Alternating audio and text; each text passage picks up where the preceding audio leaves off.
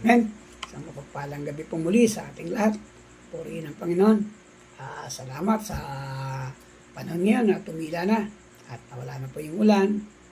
Ayok na bumaba na rin po yung mga baha sapagkat marami rin po ang napeparwisyo. Ang ating lang po magagawa ay continue sa pag-pray na ingatan ang ating mga mahal sa buhay at ingatan din po tayo ng ating Panginoon. At salamat sa kanyang mga biyaya at mga pagpapala. Ngayong gabi ay mag-share po tayo muli ng Word of God. Ang ating pag-uusapan ay yung katarungan ng Diyos ay nangangailangan ng sakripisyo para sa ating mga kasalanan. Ang Diyos ay makatarungan at mapagmahal sa atin, kaya hindi niya hayaan na tayo ay mapahamak. At niya ang naging banal na solusyon at naging banal na sakripisyo ay ang ating Panginoong Hesus upang mapatawad ang ating mga pagkakasala o ang kasalanan ng mundo. Ang bayad nga po ay yung kamatayan ng ating Panginoong Hesus.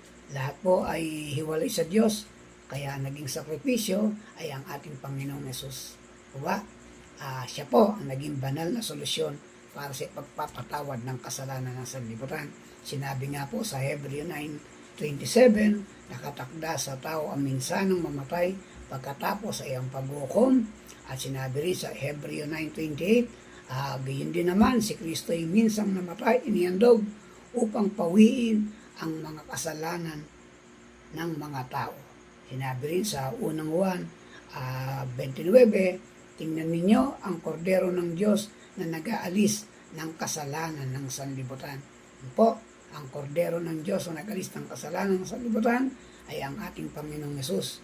Siya ang banal na solusyon, siya ang sinakripisyo ng ating Diyos upang pawiin ang kasalanan ng sanlibutan. Kaya muli ang reminder, patuloy na manampalataya, magtiwala sa ating Panginoong Hesus dahil minsan siya ay naging sakripisyo para sa pagpapatawad ng kasalanan mo at ng kasalanan ko. Amen. Muli, siya ang naging banal na solusyon. Maraming salamat po. God bless everyone.